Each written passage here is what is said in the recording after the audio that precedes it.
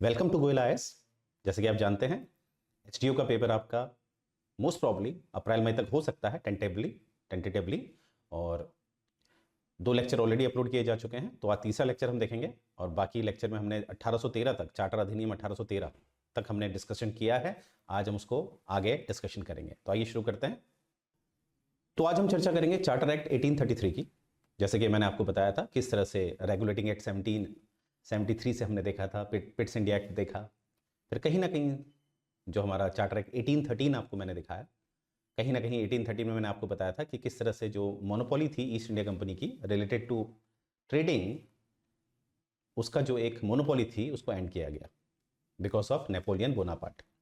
अब हम बात करेंगे चार्टर एक्ट 1833 के। ये आपके एग्जाम के लिए बहुत इंपॉर्टेंट है, क्योंकि जो रेगुलेटिंग एक्ट 1773 से जो केंद्रीकरण की जो प्रक्रिया शुरू की गई थी, सेंट्रलाइजेशन का जो प्रोसीजर शुरू किया जा रहा था, उसको कहीं ना कहीं फाइनलाइज किया जाएगा चार्टर एक्ट 1833 के द्वारा।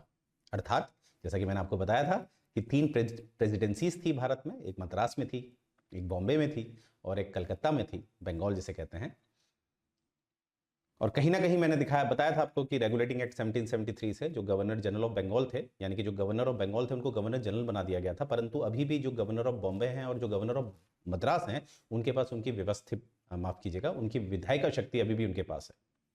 परंतु अभी चार्टर एक्ट 1833 से क्या होने वाला है, जो बॉम्बे और मद्रास के जो गवर्नर हैं उनकी जो विधायिका शक्ति है, लेजिस्लेटिव पावर है, उसे छीन लिया जाएगा और केवल एकमात्र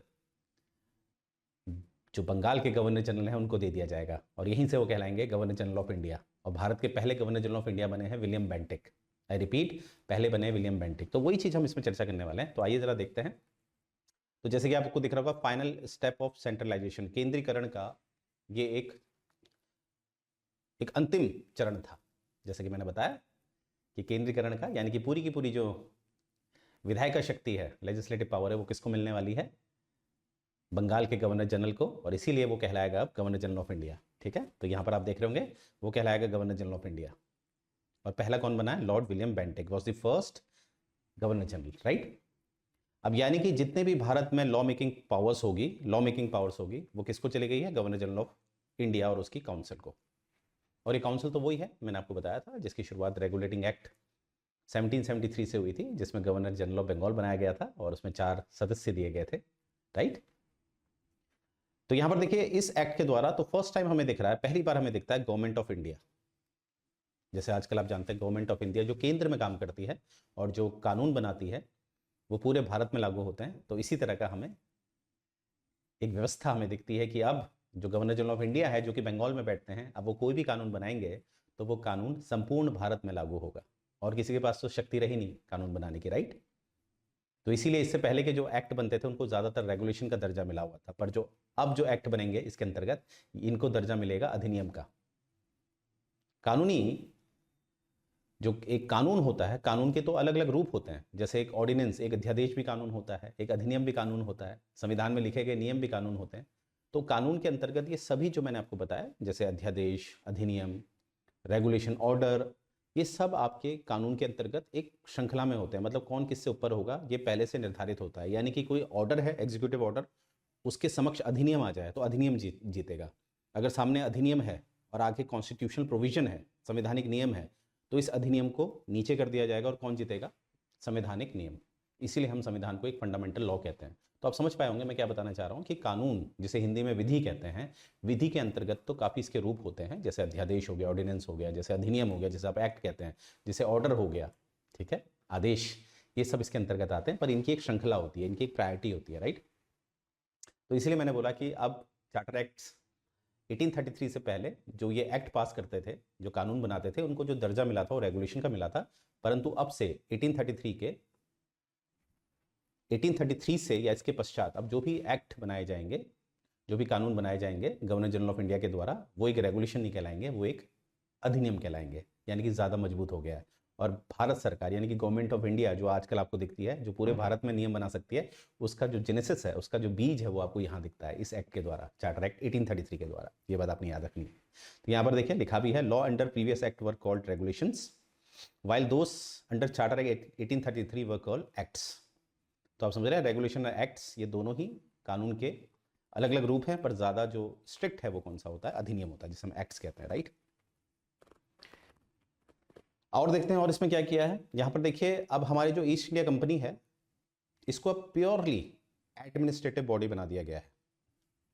याद करिएगा, पिट्स इंडिया एक्ट में हमने देखा था, जिससे मैंने कहा था यहाँ पर ड्यूअल गवर्नमेंट का सिस्टम लाया गया था पिट्स इंडिया एक्ट के द्वारा 1784, यानी कि जो कॉमर्शियल मैटर है वो देखेगा कोर्ट ऑफ डायरेक्टर्स, और जो इसके अलावा जो मुद्दे हैं, मिलिट्री है, रेवेन्यू है, ये कौन देखेगा? Board of control. तो कहीं ना कहीं अब चार्टर एक्ट 1833 से जो हमारी ईस्ट इंडिया कंपनी है, उससे बाकी सब अधिकार छीन लिए गए हैं। केवल अब वो एक प्रशासनिक निकाय की तरह काम करेगा। प्रशासनिक निकाय मतलब होता है जहां पर आप कानून नहीं बना सकते हैं, बस आपका काम होगा कानून को लागू करने का, राइट। तो ये चीज याद रखिएगा, वेरी इंपॉर्टेंट। और यहां पर trade with India was open to all British subject, ठीक है, ये पहले भी हो चुका था, मैंने आपको बताया था, 1813 से ये हो गया था।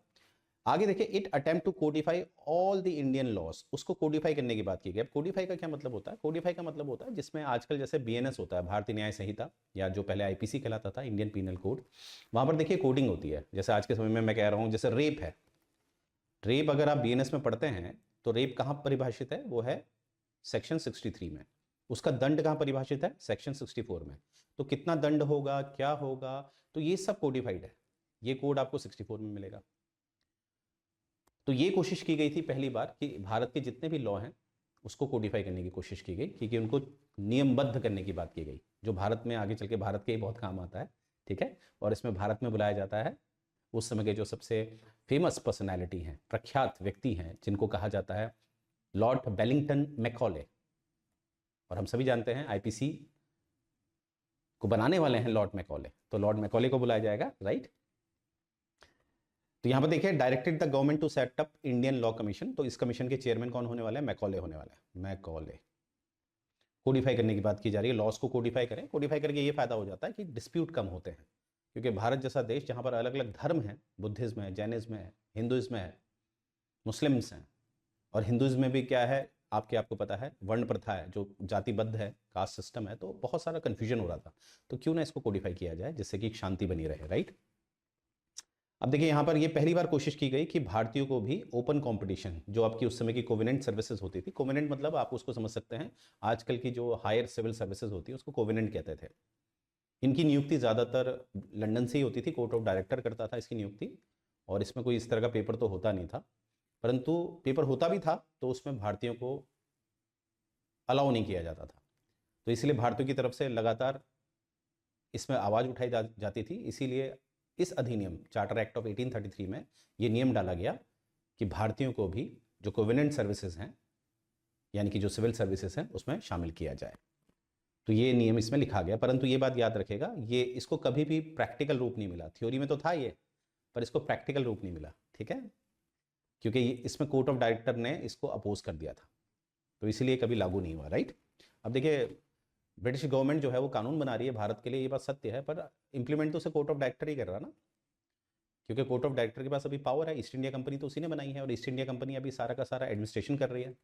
तो शासन कुछ भी नियम बना ले, अगर उसे प्रशासन लागू नहीं करेगा तो उसका कोई महत्व थोड़ी ना होता है। तो यही हुआ, शासनिक तौर पर तो इसको लागू करने की बात की गई चार्टर एक्ट 1833 से, परंतु प्रशासनिक स्तर पर आप देखेंगे इसको कभी लाया नहीं गया। तो अंत में हम कह सकते हैं कि कभी ओपन कॉम्पिटिशन लागू ही नहीं हुआ चार्टर एक्ट 1833 के पश्चात, राइट। आगे देखते हैं, यहां पर देखिए, अब हमारा, मैंने कहा था हर 20 साल में आपका चार्टर एक्ट आ रहे थे, तो अब हम देखेंगे, अब 20 साल बाद मतलब 1833 के 20 साल बाद 1853, और 20-20 साल मतलब 20 साल का गैप इसलिए होता था क्योंकि हर चार्टर एक्ट में, चाहे वो 1793 था, चाहे वो 1813 था, चाहे वो 1833 है, तो इनके बाद लिखा जाता था कि अगली बार 20 साल बाद दोबारा से इसको रिन्यू किया जाएगा, और 20 साल तक जो ये देखेगा प्रशासनिक कार्य जो भी करेगा वो ईस्ट इंडिया कंपनी करेगी, राइट। तो इसीलिए अब हम सीधे जाएंगे 1853 में जंप करेंगे। अब देखिए 1853 बड़ा इंपॉर्टेंट है, क्योंकि यहाँ पर हमें एक जेनेसिस दिखेगा, एक बीज दिखेगा किसका, जो आज हमारी एक सेंट्रल लेजिस्लेटिव काउंसिल है, जिसे आप पार्लियामेंट के नाम से जानते हैं, या मैं ऐसा भी कह सकता हूँ आज वर्तमान में जो संसद आपको दिखती है, उसकी जो नींव है वो कहीं ना कहीं इसी एक्ट ने रखी है। किसने? Charter act of 1853। Very important point. तो चार्टर एक्ट ऑफ 1853 में क्या होता है? चार्टर एक्ट ऑफ 1853 में, जैसे कि मैंने आपको बताया था कि जो रेगुलेटिंग एक्ट 1773 था, इसने कहीं ना कहीं हमारे जो गवर्नर ऑफ बंगाल था उसको गवर्नर जनरल ऑफ बंगाल बनाया। और हमने क्या देखा कि साथ में एग्जीक्यूटिव काउंसिल को जोड़ा गया, एग्जीक्यूटिव काउंसिल को, 4 सदस्य थे इसमें।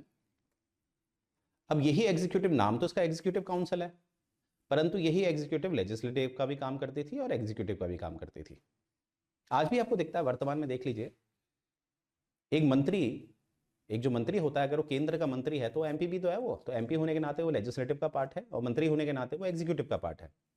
ठीक है, तो यहां पर देखिए जो एग्जीक्यूटिव काउंसिल है, जो रेगुलेटिंग एक्ट 1773 से जुड़ी गई थी, याद रखिएगा, ये एग्जीक्यूटिव काउंसिल में जो 4 सदस्य जोड़े गए थे, ये लेजिस्लेटिव फंक्शन भी करते थे, राइट। अब आगे चल के क्या हुआ, देखिए कभी भी ये तो आपको पता ही होगा कि हमेशा जो समाज होता है, समाज एक संतुलन है। जितने भी फिलोसफर आए हैं उन्होंने हमेशा चिंतन, अगर मैं एक राजनीतिक दृष्टिकोण को देखूं तो एक हमेशा जितने भी फिलोसफर आए हैं उनका चिंतन रहा है एक संतुलन बनाने में, अधिकारों और शक्तियों के बीच में। अधिकार जो आम लोगों के पास होते हैं और शक्ति जो राज्य के पास होता है। अब ये राज्य कोई राजा भी हो सकता है एक, या कोई कुलीन वर्ग भी हो सकता है, ये एक लोकतांत्रिक सरकार भी हो सकती है, राइट।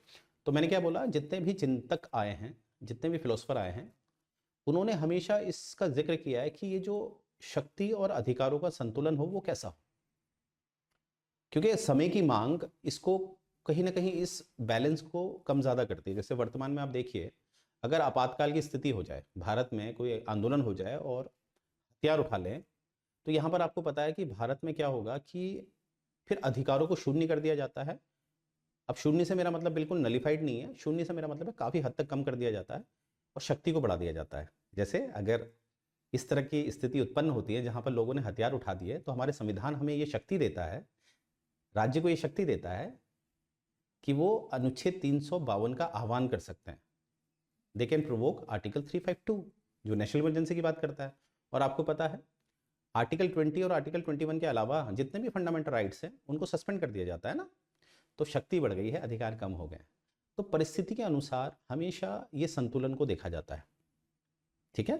तो इसीलिए जितने भी चिंतक आए हैं उन्होंने हमेशा इस संतुलन पे चर्चा करी है, चाहे वो थॉमस हॉब्स हैं, चाहे वो लॉके हैं, चाहे वो रूसो हैं, जो भी आए हैं, राइट।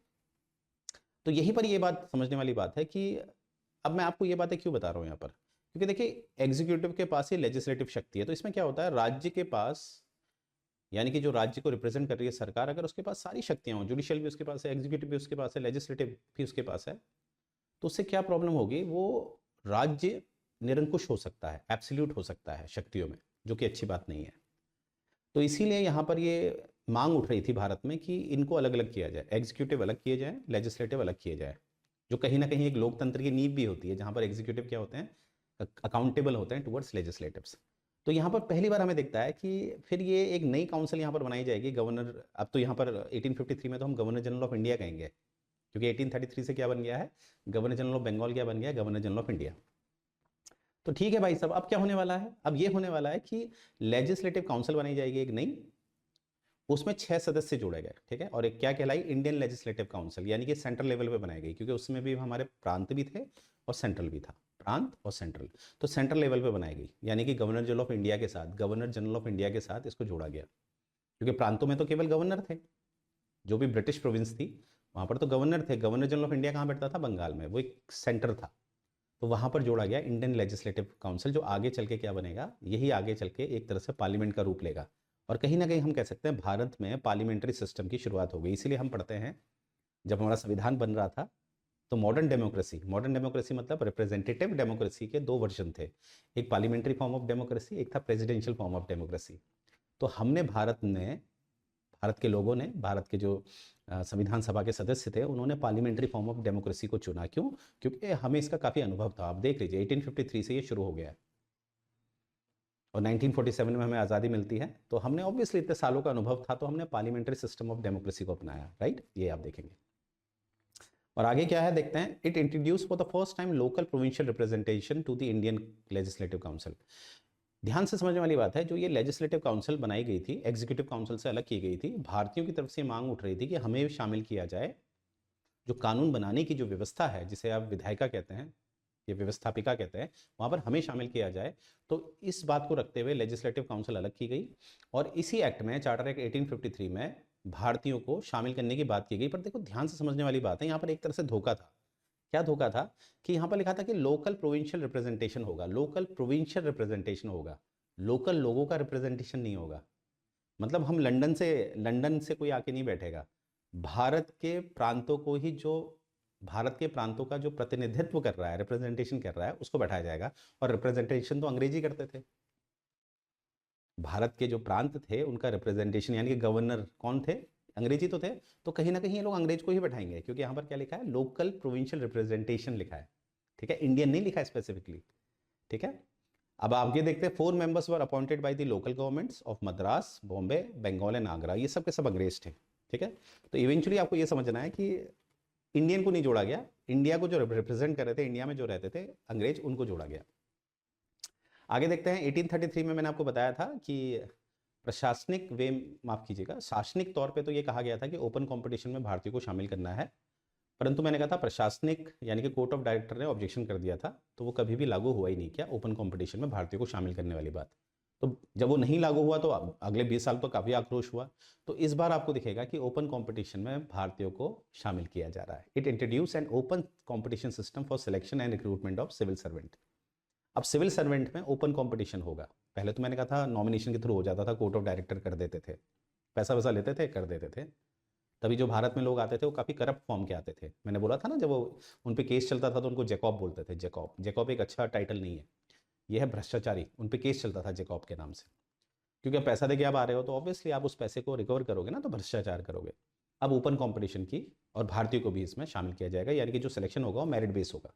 पर समझने वाली बात है कि अभी भी भारतीय खुश नहीं है, उनको अभी भी मुसीबत है, क्योंकि पेपर देने अभी भी लंदन जाना है। जैसे आजकल तो हमारे घर पे ही सेंटर होता है, हमारे स्टेट में ही सेंटर होते हैं, पर इमेजिन करिए अब आप अलाउ तो हैं पर आपको जाना है लंदन पेपर देना, उसमें शिप से जाना कितना महंगा पड़ता होगा। और भारत की आर्थिक स्थिति आप जानते ही हैं, तो बड़ा मुश्किल था। और इससे रिलेटेड भी जो हमारे एक जो आयोग बनाया गया, किस तरह से क्या क्वालिफिकेशन होगी, एज क्राइटेरिया क्या होगा, जो एक आयोग बनाया जाता है जब भी कोई नया संगठन, नया ऑर्गेनाइजेशन बनाया जाता है, तो उससे रिलेटेड जो एक्सपर्ट कमेटी या कमीशन बनाया जाता है उसको भी बनाया गया। और उस कमीशन को भी, उस कमेटी को भी लीड किसने किया, मैकॉले ने, ठीक है। तो यहाँ पर देखिए 1854 में कमेटी बनाई गई।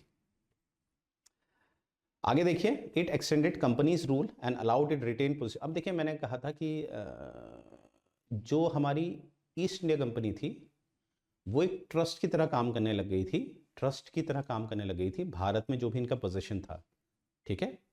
अब किसके ट्रस्ट में, ईस्ट इंडिया कंपनी एक ट्रस्ट की तरह काम कर रही, यानी कि असल में कौन ओनर है, ब्रिटिश गवर्नमेंट, राइट। तो ये कहीं ना कहीं it extended companies rule and allowed it to retain position of Indian territory on trust of the British crown. अब देखिए मैंने कहा था हर चार्टर एक्ट में ये लिखा रहता था अगले 20 सालों तक, अगले 20 सालों तक कि जो ईस्ट इंडिया कंपनी है वो ट्रस्ट की तरह काम करेगी। परंतु इस वाले एक्ट में ये 20 साल नहीं डाला, ये तो लिखा कि उनका पोजीशन रहेगा as a trust of British crown, परंतु ये समय काल नहीं डाला, 20 साल नहीं डाला। तो ये साफ जाहिर है कि कहीं ना कहीं ये इंडिकेशन था कि कंपनी रूल को अब कभी भी टर्मिनेट किया जा सकता है, पार्लियामेंट के द्वारा, ब्रिटिश पार्लियामेंट के द्वारा कभी भी इसे टर्मिनेट किया जा सकता था। तो ये पहले से डिसाइडेड था। और ऊपर से आपको पता ही है समय में क्या हुआ, आगे चल के समय में एक आंदोलन होगा जिसे हम 1857 की क्रांति कहते हैं, वो होने वाला है, राइट। अब देखिए आगे स्टोरी ये होती है, जैसे कि अभी मैंने बताया 1853 में कहीं पर भी ये क्लॉज नहीं लिखा था कि अगले 20 सालों तक, जो मैंने कहा था हर चार्टर में लिखा हुआ था। 1853 में बस ये लिखा हुआ है कि अभी ट्रस्ट की तरह ही काम करेंगे, अब साल मेंशन नहीं करे। और इवेंचुअली क्या होता है, आगे चलकर एक क्रांति होती है 1857 की, जिसमें पहली बार देखा गया कि अधिकतम भाग, भारतीयों का अधिकतम भाग एक हो गया था, हिंदू मुस्लिम सब एक हो गए थे। हाँ वो बात अलग है, प्रिंसली स्टेट या अपनों ने ही धोखा दिया, वो बात अलग है। परंतु एक इसको एक सकारात्मक पहलू से मैं देखूं तो इसमें दो पहलू मुझे दिखाई देते हैं। पहला, हिंदू मुस्लिम सब एक हो गए थे, और दूसरा जो महिलाएं थी, पहली बार हमें दिखता है कि महिलाएं का जो भागीदारी है वो आंदोलन से जोड़ी गई, क्योंकि इसमें महिलाओं ने बहुत अहम भूमिका निभाई थी। रोटियों के अंदर जो संदेश होते हैं उसको इधर से उधर ले जाया गया। तो महिलाओं की जो एक एक चित्र था समाज में कि वो आंदोलन नहीं कर सकती, वो बदला, वो धारणा, वो नोशन बदला।